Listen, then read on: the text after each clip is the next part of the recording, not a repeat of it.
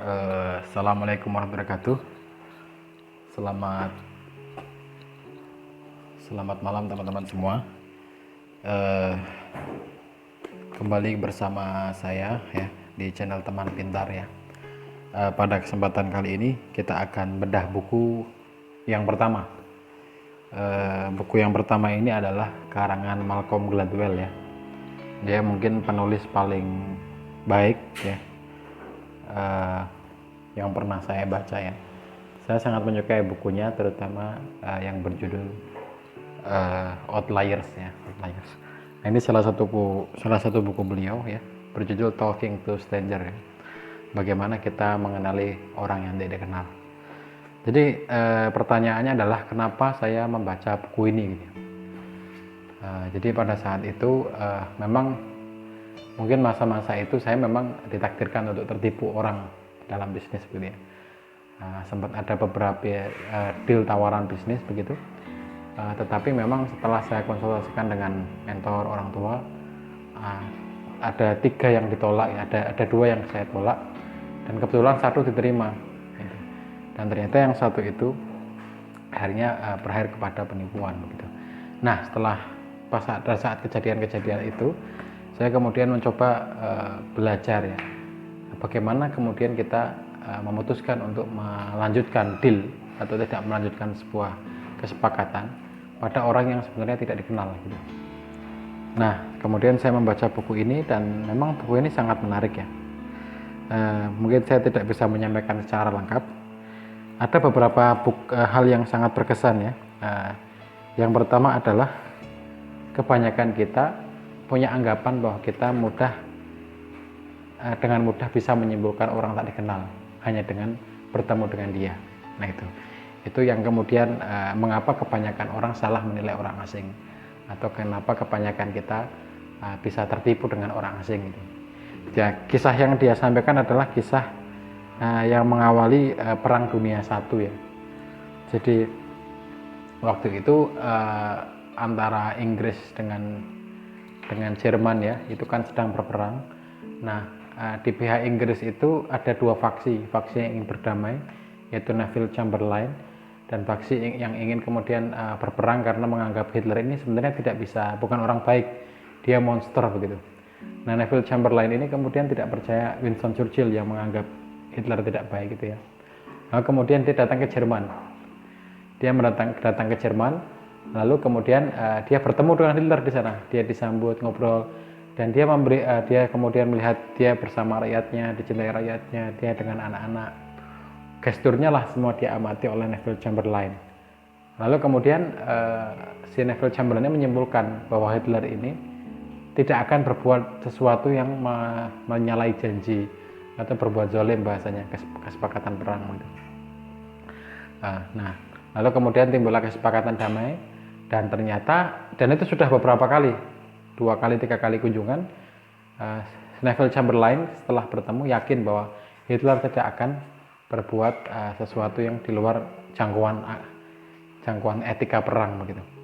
Nah, ternyata setelah waktu berjalan, ternyata Hitler sampai kemudian melukai etika perang begitu. Nah, kemudian Neville Chamberlain kemudian diganti oleh Winston Churchill. Akhirnya Hitler hampir memenangkan peperangan Dunia I, tapi kemudian Inggris di bawah Winston Churchill dan kemudian berhasil mengalahkan Hitler. Nah, itu.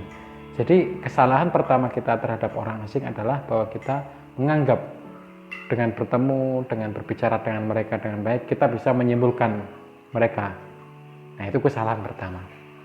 Jadi, dan ini terjadi pada saya waktu itu, dan terjadi pada kita semua terhadap orang asing. Seolah-olah dengan bertemu, berbicara, itu kemudian kita menganggap kita sudah mengenal, memberi kesimpulan bahwa dia layak kita percayai. Nah, yang kedua ini juga menarik, menganggap orang lain itu sama seperti kita gitu. Itu kesalahan kita terhadap orang asing. Kalau kita orang baik, berarti dia orang baik begitu. Ini ada anggapan yang ada semacam kita menjadi cermin bagi dunia di sekitar kita. Kalau kita menjadi orang baik, seolah-olah semua orang yang kita temui atau orang asing yang kita temui juga akan baik seperti kita. Apalagi kita sebenarnya sudah menampilkan energi positif. Ternyata itu tidak terjadi begitu ya. Jadi menganggap orang lain pasti jujur itu adalah sebuah kesalahan pada penilaian terhadap orang yang tidak kita kenal, gitu ya. Ini dikisahkan dulu waktu itu di US ya, ada penipuan terbesar saham ya, pialang saham atau apa begitu, permainan money game lah gitu. Nah semua orang hampir mempercayainya karena orang ini dikenal dengan baik, orang ini kemudian populer gitu ya, dan punya portofolio yang sebenarnya lumayan bagus. Tapi ada satu orang yang kemudian dia sebenarnya ketika mempelajari angka-angka ini tidak rasional gitu, namanya Marco Polos ya. Dia menganggap itu kan jadi kalau rata-rata semua orang itu adalah menganggap itu 90% orang itu jujur. Nah Marco Polos ini kebalikannya, dia menganggap 90% dia nggak jujur, 10%-nya salah. Jadi ruang curiga dia lebih besar gitu, ruang curiga dia lebih besar. Nah ini Marco Polos melakukan analisa statistik, menemukan bukti-bukti dan sebagainya, sampai kemudian beberapa bulan berjalan, ternyata memang benar orang ini yang kemudian dipercaya banyak orang ini melakukan penipuan money game besar-besaran sampai merugikan banyak orang begitu. Nah tadi mengapa Marco Polos ini kok bisa mengidentifikasi bahwa orang ini tidak benar? Karena tadi sikap dasar Marco Polos adalah 10% itu orang itu tidak benar gitu. 90% orang itu tidak benar dan dia hanya mempercayai 10%-nya gitu. Sampai dia menemukan bukti-bukti yang membenarkan bahwa dia benar. Nah itu ya, itu sikap yang kedua terhadap orang asing.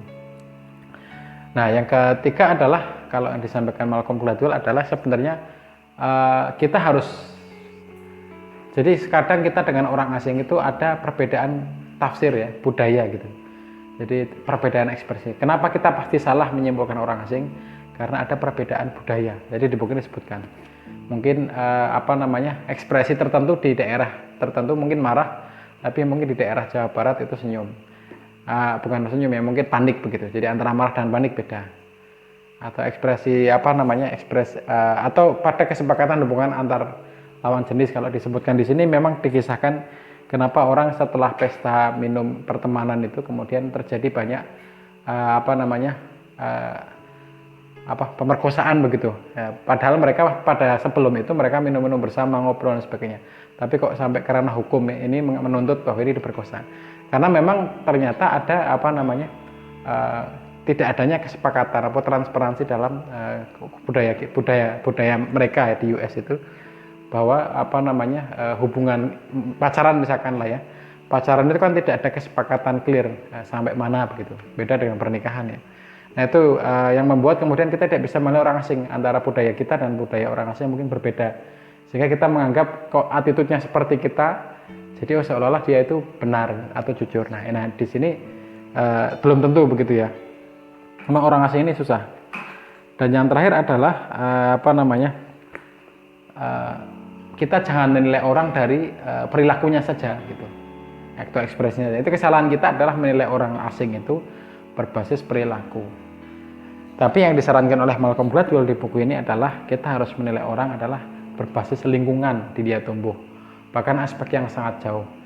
Ini ceritanya adalah mengenai Sandra Bland ya, sama siapa tuh, jadi polisi dengan Sandra Bland ini, dia nggak bersalah sebenarnya, dia kulit hitam melanggar tilang lalu lintas, tapi dianggap sebagai orang jahat, lalu ditangkap dan lain sebagainya lah, sampai kemudian setelah membayar itu dia bunuh diri begitu. Ini masalahnya apa? Nah ternyata masalahnya mengakar. Mengapa polisi itu, ini Sandra Bland tidak bersalah kok kemudian dicurigai, kemudian sampai kemudian didenda dan sebagainya, sampai Sandra Bland-nya frustasi dan bunuh diri. Ternyata kesalahannya ada pada lingkungan dan kebudayaan. Jadi termasuk bahkan katanya salah teks buku ya, buku teks polisi di sana mengenai penilaian terhadap para pelanggar dan orang asing begitu. Sehingga atau kemudian kebudayaan yang kemudian menganggap bahwa statistik bahwa orang kulit hitam itu potensi pelanggarannya lebih besar gitu. Nah sehingga ini mempengaruhi sikap polisi yang agak penetrasinya lebih kuat kepada orang kulit hitam.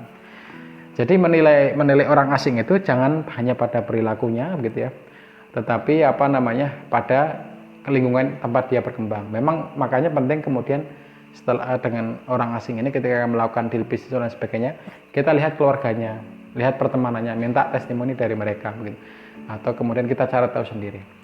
Jadi itu buku ini ya, ini akan sangat membantu dalam kita mengenali orang asing, dalam melakukan bisnis adil dengan bisnis dengan partner baru begitu.